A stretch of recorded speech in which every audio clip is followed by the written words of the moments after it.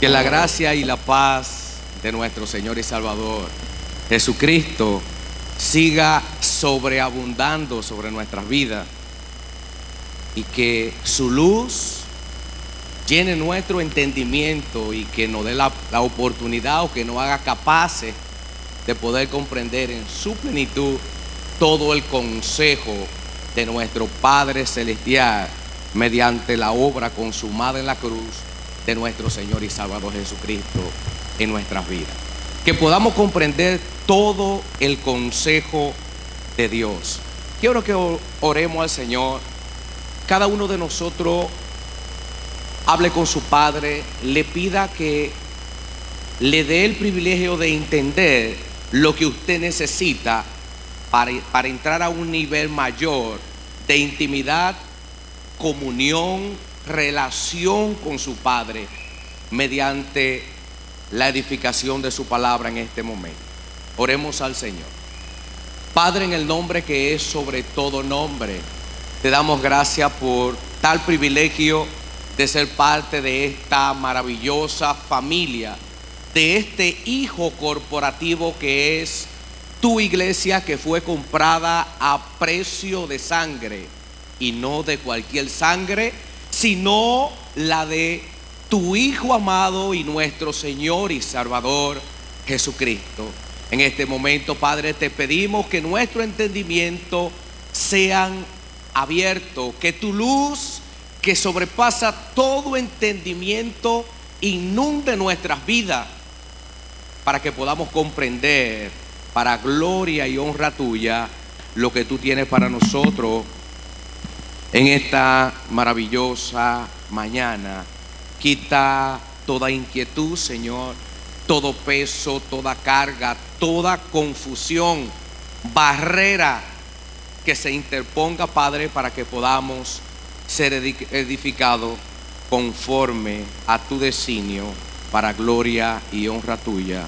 En el nombre de Jesucristo, amén y amén. Alabado sea nuestro Señor. Bien, amada familia, en las últimas oportunidades que el Señor nos ha brindado, hemos tenido el privilegio de iniciar una serie de lo que es el fundamento. Nuestro pastor, ¿verdad?, Ariel, Tomás, han tenido el privilegio de ser instrumentos del Señor para edificar nuestra vida conforme a lo que es el fundamento que es nuestro Señor y Salvador Jesucristo. Ellos han compartido algunas porciones de las Escrituras para sustentar, ¿verdad?, lo que se ha enseñado durante las últimas exposiciones. Entre ellas, ¿verdad?, encontramos que la base que utilizó nuestro pastor y el hermano Ariel fue en 1 Corintios capítulo 3, de versículo 1 al versículo 9.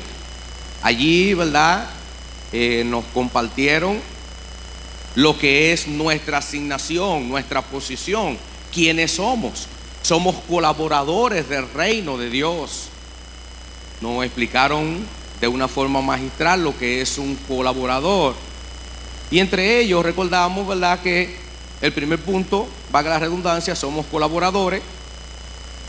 Segundo, que tenemos que usar las herramientas adecuadas para nuestra asignación. Tenemos que utilizar las herramientas adecuadas para nuestra asignación. Número 3, que los dones y aún la vida misma que poseemos es por gracia, es un regalo que se nos ha otorgado de parte de nuestro Padre Celestial. Por lo tanto, dice, el uso de los dones que usted tiene, que usted ha adquirido, simple y llanamente es una herramienta que a usted se le ha otorgado. No es para gloriarse de la misma, no es para pensar, ¿verdad?, que somos la última Coca-Cola del desierto, sino que el Señor nos ha capacitado por su gracia, nos ha suplido los recursos necesarios para que usted y yo desempeñemos la función como colaboradores del reino que somos y embajadores del mismo. Y cuarto punto, podemos decir, o último, un resumen breve de lo que se ha enseñado durante las últimas sesiones a través de nuestro pastor y el hermano Ariel. Dice: cuando hacemos lo que en realidad ¿verdad?, nos corresponde como colaboradores.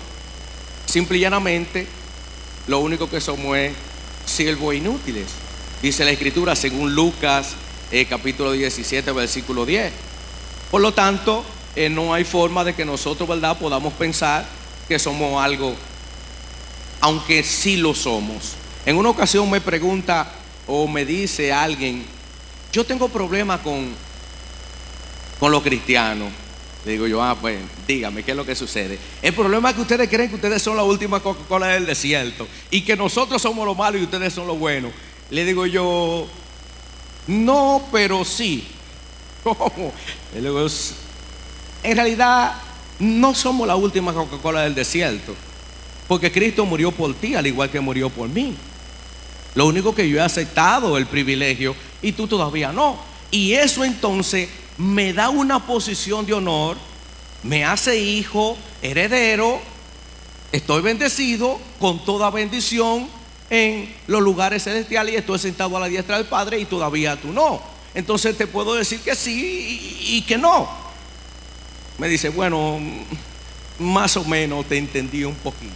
Entonces eso sucede con nosotros, aunque, ¿verdad?, sí estamos, somos privilegiados, tenemos privilegio por ser parte de esta familia, pero no es para gloriarnos, sino para edificarnos mutuamente, ¿verdad?, para ser sustentados el uno por el otro y cumplir con la asignación que se nos ha encomendado. El pastor Tomás también habló de lo que es el fundamento en cuanto a la familia, que como nosotros, si nos convertimos en expresadores de la cultura del reino en nuestros hogares, en todo el ambiente que nos rodea, entonces recibiremos los beneficios que se nos han otorgado por ser expresadores del mismo. Alabado sea nuestro Señor. Esto de fundamento, según nos enseña, quiero que vayan conmigo a las Escrituras. Quiero darle continuidad a los mismos versículos que se han tomado de base escritural. En 1 Corintios capítulo 3 han concluido en el versículo 9. Yo quiero utilizar el 10 y el 11 de los mismos versículos que estamos estudiando.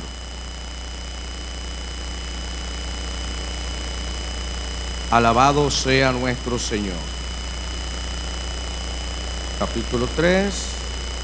Ahora sí. Dice el versículo 10: conforme a la gracia de Dios que me ha sido dada, yo como perito arquitecto puse el fundamento, dice el apóstol Pablo, refiriéndose a lo que es la edificación de los corintios cuando conocieron al Señor en el principio. Puse el fundamento y otro edifica encima, como Apolo y los muchachos que en los versículos anteriores se estuvieron trabajando. Pero cada uno mire cómo sobreedifica, porque nadie puede poner otro fundamento que el que está puesto, el cual es Cristo. Cristo es nuestro fundamento. Tenemos algunas cuantas citas bíblicas en las Escrituras donde nos muestran o nos desvelan esta verdad, que Cristo es nuestro fundamento, esa piedra angular, la cual sustenta todo el edificio que se construye, que somos nosotros la iglesia y el plan redentor de toda la humanidad a través del sacrificio. Ese fundamento conlleva que los apóstoles en diversas ocasiones se expresen como servidores, como colaboradores de Cristo, que implica alguien que sirve voluntariamente. Y el hermano Ariel utilizó esa base de Lucas, que fue la última ilustración que compartí en cuanto lo he enseñado, donde dice allí que el que hace simple y llanamente lo que se le asigna o lo que le corresponde es simple y llanamente un servidor, y dice que es inútil. ¿Y por qué es inútil? Porque simple y llanamente usted está haciendo lo que le corresponde. Y esta palabra de que somos siervos inútiles y de que Cristo es nuestro fundamento me lleva a hacer una pregunta. ¿Por qué Cristo es nuestro fundamento? En el propósito eterno de Dios, antes de que Él dijese sea la luz, dijo sea la cruz. ¿Y por qué sea la cruz? En la cruz nosotros hemos sido posicionados, como le explicaba, en lugares de honores. Hemos sido colocados en la familia de Dios. Este plan de redención para toda la humanidad implica que hemos sido redimidos, salvados, reconciliados, regenerados, justificados, santificados y por último reconciliados. Antes estábamos en un proceso de enemistad con Dios, separados de Dios, alejados de la ciudadanía del reino. Éramos esclavos, estábamos muertos, hemos pasado de muerte a vida. No teníamos amistad con Dios, ahora estamos reconciliados. No éramos justos delante de Él porque corrompimos todo el orden, todo el diseño establecido por Él mismo. Y no éramos declarados justos, sino injustos. Éramos huérfanos, no teníamos padre, no teníamos familia, no teníamos linaje. Pero Dios entonces nos ha regenerado, nos ha reconciliado consigo mismo, dándonos su espíritu, dándonos su simiente, la cual clama Abba Padre, lo cual usted y yo, que no teníamos padre, ahora somos hijos del reino de Dios. Y eso es lo que hace que Cristo sea nuestro fundamento. Es que en Él nosotros estamos sentados a la diestra del Padre, estamos posicionados en lugares de honores. Por lo tanto, de ahí parte lo que es la edificación, la colaboración que hemos venido impartiendo en las enseñanzas anteriores. Pero ¿por qué Cristo tuvo que venir y entregar su vida en la cruz? Por el perdón de nuestro pecado. ¿Por qué antes de que Dios dijese sea la luz, dijo sea la cruz? Todos nosotros conocemos que la paga del pecado, o como lo definimos, perdón, toda desobediencia al orden que Dios establece, eso es lo que se define como pecado. ¿Qué es el pecado? Toda desobediencia al orden que Dios establece, en una definición sencilla. En otras definiciones podemos entender que el pecado es una forma en la que usted le da la espalda a Dios y le dice: mira, el orden que tú has establecido, lo que tú dices, a mí eso no me interesa. Yo quiero de ahora en adelante convertirme en un expresador de la naturaleza que yo quiero expresar, de los deseos que yo quiero expresar, y en pocas palabras, yo voy a vivir como a mí mejor me parezca. Eso es lo que se define como pecado. Inmediatamente entró este mal o esta naturaleza contraria a la de Dios al mundo. En Génesis capítulo 3 versículo 15, nuestro Señor y Salvador da la solución al problema, diciendo que de la mujer nacería uno que iba entonces a resolver el problema, parafraseando, que va a resolver la situación en la que la humanidad se sometió y sometió toda la creación desde ese instante. De ahí en adelante vemos que el Señor comienza a levantar hombres, por ejemplo como José, que son una tipología y figura de él. Tenemos a Moisés, mediante quien el Señor estableció leyes y mandamientos. Y es muy importante esto para poder encajar lo que vamos a seguir desarrollando. el Señor establece leyes y mandamientos que podemos clasificarlo en tres categorías. Estas leyes y mandamientos podemos clasificarlas entre leyes morales, ceremoniales y civiles o civil. Esta ley se componía por tres categorías. La ley ceremonial era la de los ritos, donde allí se hacían sacrificios por el perdón de los pecados. Algo que simple y llanamente era como una alfombra que usted le ponía algo que estaba sucio, que le ponía encima. Era algo que momentáneamente cubría la deuda, pero no cambiaba la naturaleza del ser humano. Porque nosotros, cuando estábamos sin Cristo, por naturaleza éramos pecadores, nos inclinábamos a hacer el mal. Naturalmente hablando, nosotros nos inclinamos por hacer todo lo contrario a lo que es la naturaleza de Dios antes de aceptar a Cristo como nuestro Señor y Salvador. Entonces allí se estableció un sistema de sacrificio. Simple y llanamente usted cometía una infracción de los mandamientos establecidos conforme a la ley ceremonial, y usted llevaba un becerro, un cordero, una paloma, dependiendo su posición económica, y su pecado le era perdonado. Pero resulta que no cesaban el día completo de sacrificio, y nuestro Señor en Isaías en un momento determinado dice: mire, ustedes me tienen cansado con todo este asunto. Es que ustedes no han entendido todavía que yo lo que quiero es un corazón contristo y humillado. Que ustedes no hagan la cosa porque yo se lo digo, sino porque ustedes entienden que debe de hacerla. Y el Señor dice mediante los profetas: y en los postreros días pondré mi espíritu sobre toda carne, y su corazón de piedra, valga la redundancia, entonces será transformado en un corazón de carne, donde los mandamientos o la naturaleza divina va a ser expresada por ustedes, no porque lo dice la Escritura, sino porque su naturaleza va a ser expresar la naturaleza que ustedes portan hoy en día.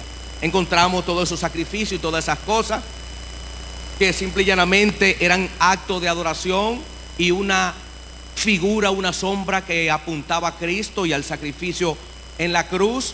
Pero ese sacrificio nada más cubría los pecados. Por eso dice la Escritura que Cristo es el Cordero de Dios que quita el pecado del mundo. No que cubre, no que momentáneamente no perdona, sino que lo quita, lo borra. Que si fueren negros, vendrían a ser como blanco lana. O sea que en Cristo nuestro pecado, nuestra culpa han sido posicionados o perdonados. Encontramos también lo que son las leyes morales, que es las que moran en nosotros. Esas leyes que voluntariamente nosotros la expresamos, cedemos a hacerla de una forma natural. Y la ley civil, que consistía en lo que eran los beneficios personales para todas las personas que estaban allí. Y había una ley que consistía en que los esclavos, los sirvientes, sea por cualquier razón, sea porque quizá habían tomado un préstamo y no habían podido pagarlo, entonces lo tomaban y lo sometían a esclavitud. Si en un momento determinado ese esclavo pues reunía el dinero para pagar su deuda, pues entonces le daban la libertad. De lo contrario, tenía que esperar 6 años de trabajo y el año séptimo, donde se le perdonaba entonces la deuda, y ese esclavo podía ser libre. Pero allí acontece algo muy relevante, muy importante. Este esclavo, si hubiese tenido hijo mientras estaba en esa casa, tenía tremendo problema, porque los hijos y la mujer, y si se hubiese casado, entonces quedaban cautivos allí. Era libre, pero entonces su esposa y sus hijos quedaban a ser parte entonces del dueño de la casa. Él tomaba la decisión de irse, o entonces permitir que le hicieran un hoyo en las orejas, que simbolizaba que era un esclavo voluntario, que aunque ya había sido libre, su tiempo se cumplió pero él decidió quedarse en la casa por una o determinada razón.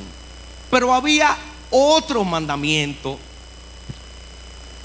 que cada 50 años se celebraba, que era la fiesta del jubileo. Esta fiesta consistía, después de los 49 años, el año 50, que todo el que había vendido, empeñado, alquilado, lo que sea, su tierra, sus hijos e hijas, su propia vida, su esposa, todo lo que pertenecía, cuando llegaba ese año se tocaba la trompeta, alabado sea nuestro Señor, y todos sus bienes le eran restaurados, le eran devueltos. Esa persona volvía a la posición en la que se encontraba. A eso es lo que nosotros podemos definir como que fue redimido, le fue rescatado, le fue salvado de la posición en la que se encontraba y colocado en una posición de honor. Esa misma figura es la que nosotros utilizamos para explicar lo que Cristo hizo por nosotros en la cruz del Calvario. Cristo nos redimió de la condenación eterna.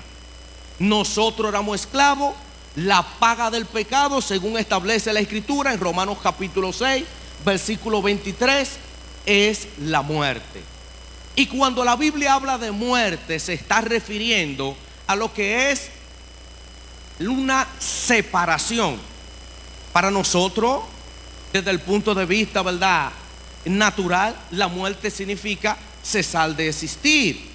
Pero en la Escritura nosotros encontramos que la muerte tiene un significado de separación. El pecado lo que hizo fue que nos separó de Dios. Y de ahí en adelante usted y yo estábamos muertos en nuestros pecados y delitos. Usted y yo éramos huérfanos sin padre, no teníamos padre, estábamos condenados, éramos injustos, habíamos cometido una infracción, por lo tanto, nuestra pena era la muerte, nuestra separación eterna de Dios. Usted y yo estábamos sin esperanza y sin Dios en el mundo. ¿Ustedes me están siguiendo? ¿Me están siguiendo? Es muy importante porque esta es la pieza con la que vamos a encajar todo lo que se ha ido enseñando y lo que se va a seguir enseñando de aquí en adelante. Entonces Cristo ahora, como nuestro redentor, como nuestro sustituto, toma nuestro lugar. Y le voy a ilustrar esto con una pequeña anécdota, una historia. En una ocasión encontramos dos muchachos que son los gemelos, los mellizos, es lo que son igualitos, los que más se parecen.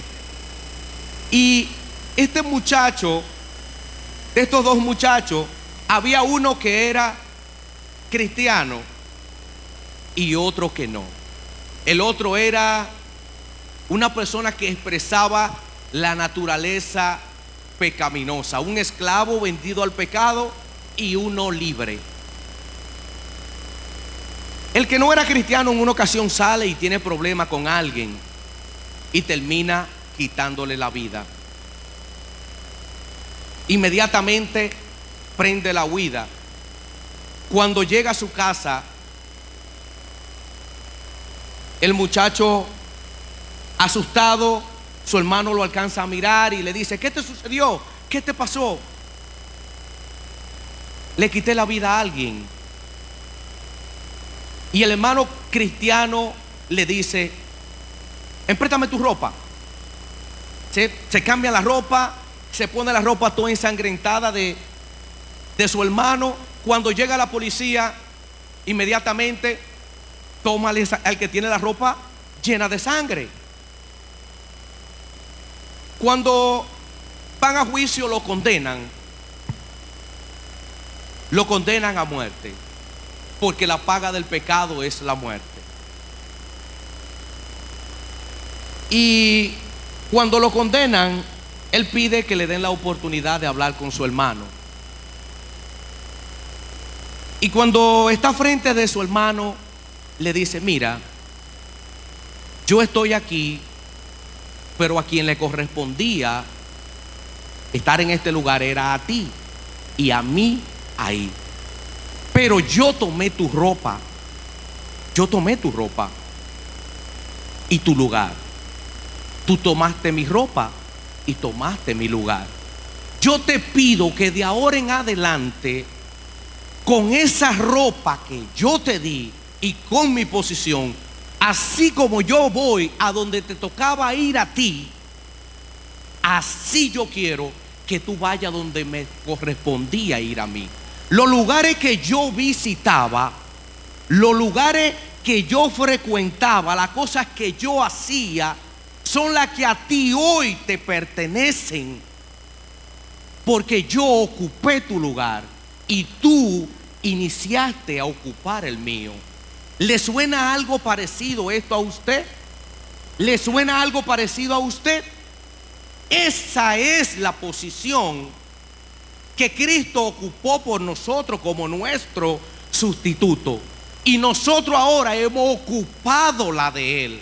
Usted y yo somos los encargados de darle continuidad a esa obra consumada en la cruz.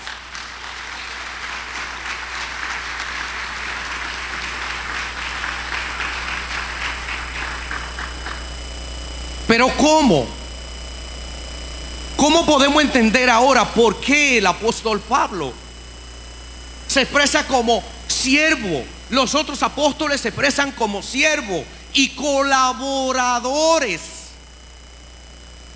Un colaborador es alguien que se suma a un proyecto, a un propósito, a una obra determinada. Pero ¿cómo lo hace? Voluntariamente. Voluntariamente, sin pretender recibir nada a cambio, sin andar buscando gloria, galardones, posiciones que lo alaben, que lo exalten, porque en la cruz fue posicionado, fue sentado a la diestra de Dios. Y eso es lo que nosotros debemos de entender para poder encajar que Cristo es nuestro fundamento, que Cristo es lo que nos sostiene, que Cristo es lo que nos dirige, que Cristo es todo y en todo para nosotros. No hay forma de que usted y yo podamos ser triunfantes en esta vida que se nos ha otorgado, andar con una sonrisa de oreja a oreja, como dicen por ahí, si no entendemos que en Él estamos completos. Amén. Si no entendemos cuál es nuestra posición. Oiga, usted era un esclavo condenado al pecado, o sea, condenado a la muerte, porque usted y yo fuimos desobedientes, fuimos rebeldes al llamado a ser expresadores de la naturaleza divina.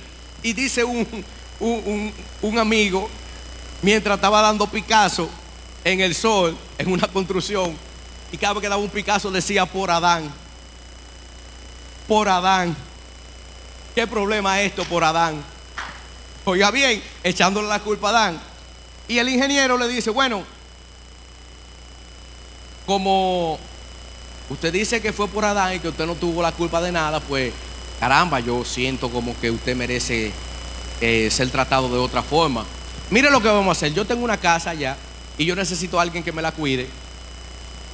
Vamos a llevarlo para que usted me cuide esa casa, y así usted va a dejar de coger sol y usted va a estar más cómodo, va a tener una nevera llena de todo ahí, todo muy confortable, su televisor, y usted nada más va a estar en la casa. Cuando lo llevan, dice el Señor: perdón, pero hay una cosa. ¿Tú ves eso que está ahí? No le ponga la mano, no lo toque. ¿Cómo? Esa caballa. Ese es el problema. Oiga, una nevera llena, televisor y casa y aire y de todo. Y este tipo, mire que no toque eso. No, pero si ese es el problema, tranquilo. Eso no le va, el polvo lo va a consumir, eso que está ahí. Porque ni para tumbarle el polvo lo voy a tocar. Bueno, pasa un día, Pasa el otro día, pasan 2, pasan 3, y dice el tipo, pero ve acá, por este hombre me pone a gozar de todo esto que está aquí, de que no le ponga la mano a eso que está ahí. ¿Y qué será lo que hay ahí? Óigame, dice, ¿por qué será lo que hay ahí? Pasa el otro día y dice, no, pero ahí tiene que haber algo grande, porque, óyeme, que no toque lo que está ahí, tantos beneficios, tantas bendiciones que... Dice, caramba, pero ¿y qué será lo que... Y lo baja, ¿qué será lo que hay ahí? Dice, más déjame ver qué es lo que hay. Cuando es así que de tapa, había una aula que la alfombra que tenía encima era la tapa, y ahí había un corderito, y inmediatamente había un pajarito, una cuestión, inmediatamente él movió, ¡fup! Se fue el pajarito. Viene el hombre, pam, pam, y arregla todo. No, pero está bien. Al día siguiente viene el señor, el dueño de la casa, y le dice, ¿cómo está todo por aquí? ¿Todo bien? Perfecto, todo tranquilo. Pero no sé, porque nosotros, ¿verdad? Los señores mayores, ¿verdad? Vamos a decirlo así. Tenemos algo que si nosotros dejamos ese celular de esa forma, nosotros chequeamos el mínimo detalle, y cuando viene alguien y lo toca, trata de ponerlo igual, pero ya nosotros vamos. ¿Quién le puso la mano al celular? ¿Quién fue que le puso la mano al celular? No, nadie, que nadie. Dígame quién le puso la mano al celular, porque yo sé que le pusieron la mano a él. No, papi, fui yo, está bien, yo lo toqué. Dice el Señor, pues usted le puso la mano a lo que yo le dije que no tocara. Sí. No, lo que pasó fue que sentí curiosidad y dígame usted un pajarito, yo le voy a comprar como 20 pajaritos.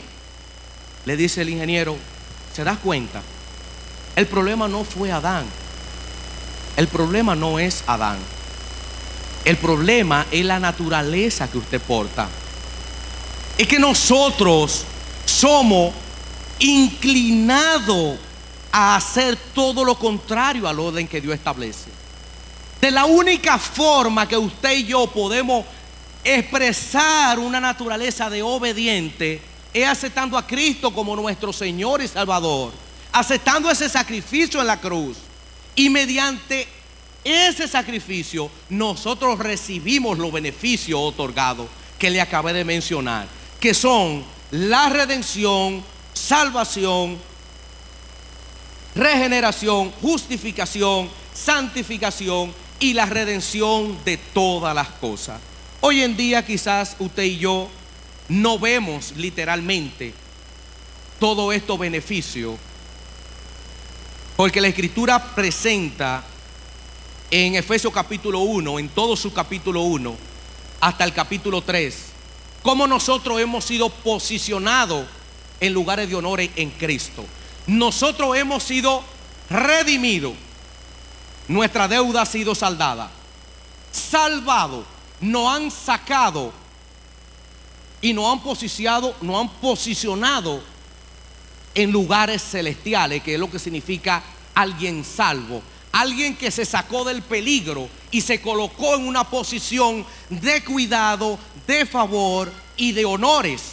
Así estamos usted y yo, posicionalmente en Cristo, sentado a la diestra del Padre, con todos los beneficios celestiales.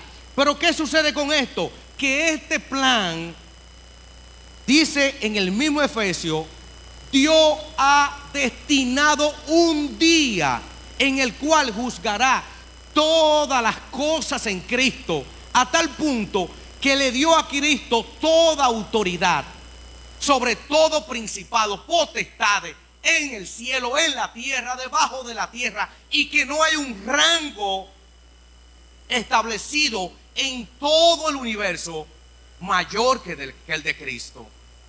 No hay un rango mayor, y nosotros hemos sido posicionados en él. Pero ahora usted y yo, que se nos ha comisionado, Mateo 28, la gran comisión, escuche esto: ir y anunciar las buenas nuevas.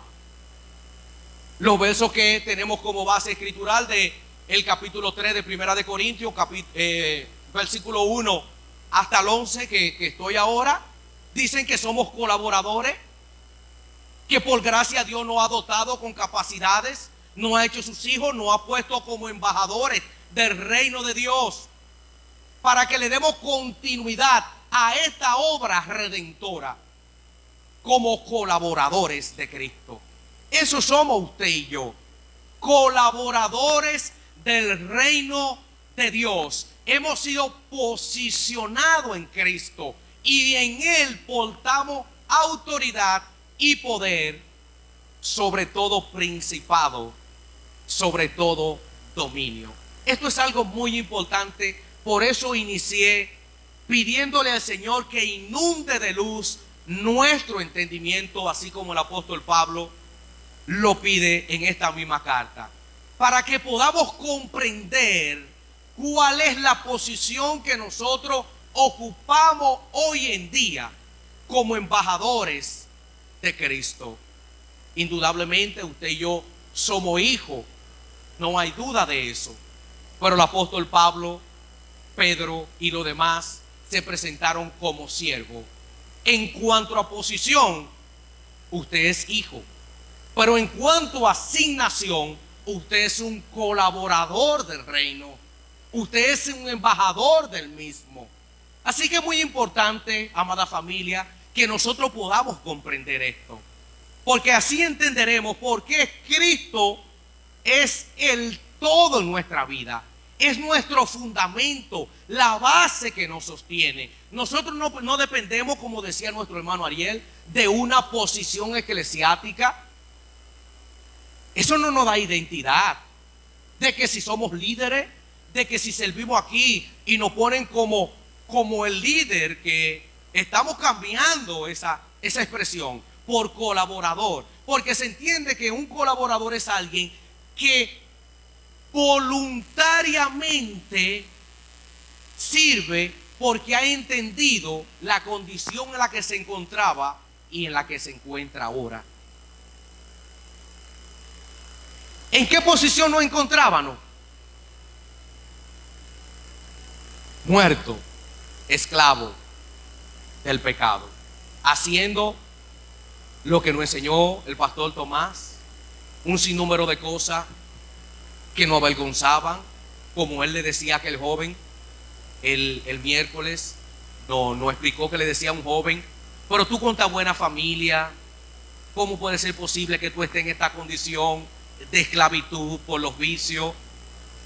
En todos los sentidos, en todas las áreas de nuestra vida vivíamos esclavizados. Yo no sé usted, pero yo estoy claro de dónde el Señor me sacó. Yo estoy claro de a dónde yo estaba, cuál era mi condición, el estado inconsciente en el que yo vivía. Yo no sé usted si está claro de eso. ¿Usted está claro de dónde Cristo lo sacó? ¿Usted puede hacer una diferencia de su vida antes y ahora? Yo he escuchado decir al pastor que nosotros a veces llegamos aquí como una pasa toda estrujada, y después andamos muy mozote, frondoso, bien vestido. Y es así. Y eso simple y llanamente, que podemos ver por fuera, es una expresión de lo que Cristo ha hecho dentro de nosotros. Eso es simple y llanamente una cosita de lo que se puede ver y palpar. Pero lo que Cristo ha hecho en nosotros es mayor de lo que nosotros podemos ver. Y por eso nosotros somos colaboradores. Por eso servimos. Por eso hacemos lo que hacemos. Por eso venimos aquí domingo tras domingo, miércoles tras miércoles. Por eso estamos involucrados en todo lo concerniente a nuestro Padre. ¿Por qué? Porque entendemos la posición en la que estábamos y en la que nos encontramos ahora. Encontramos que Cristo pagó el precio por nuestro rescate. Nos salvó, nos redimió, nos justificó, nos santificó, nos separó para Dios. Y ahora en Él nosotros estamos completos. Pero nuestra asignación como colaboradores es crecer en todo el consejo de Dios. En todo el consejo de Dios. Dar por gracia lo que por gracia hemos recibido. servir con amor, con entusiasmo, no buscando nada a cambio, sino entendiendo que ya se nos dio todo. Porque es que el precio que Cristo pagó fue un precio que usted no lo podía pagar. Y concluyo con esto: usted era incapaz de pagar su deuda. Usted no podía pagarla. Usted estaba imposibilitado de cumplir con la demanda de Dios, que era la muerte. Explíqueme cómo usted se salva muriendo. ¿Cómo se puede salvar usted muriendo? Por eso Cristo murió en su lugar. Póngase de pie, por favor.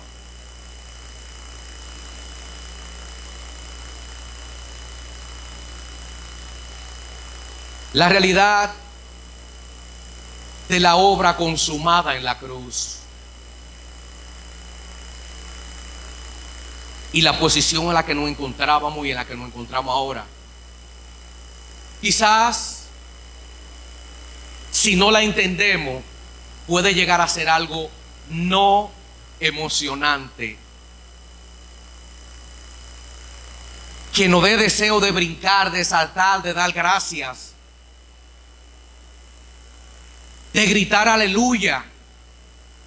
Quizás no nos da deseo de eso si no lo entendemos.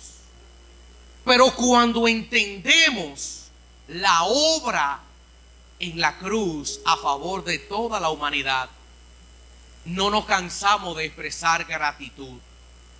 No nos cansamos de darle gracias al Señor cuando nos da el privilegio de servir, de estar en su casa, de hacer lo que hacemos y de simple y llanamente reconocer que somos siervos inútiles, porque toda la gloria, la honra, el imperio, el honor, el poder, la majestad, solo Él y nada más que Él la merece, porque a Él debemos de darle toda gloria mediante lo que hacemos.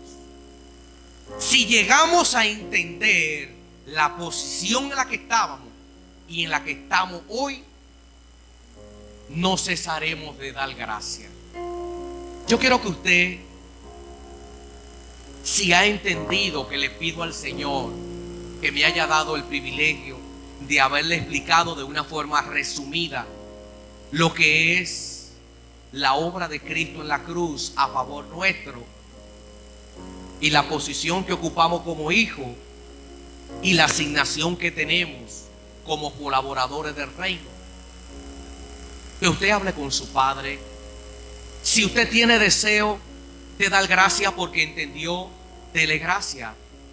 Si usted no entendió, pídale al Señor que le dé el privilegio en el espíritu de entenderlo, porque le aseguro que se va a convertir en un expresador de gracia por todo lo que el Señor permite que llegue a su vida, aún hasta los momentos más difíciles. Oremos al Señor. Soberano Dios,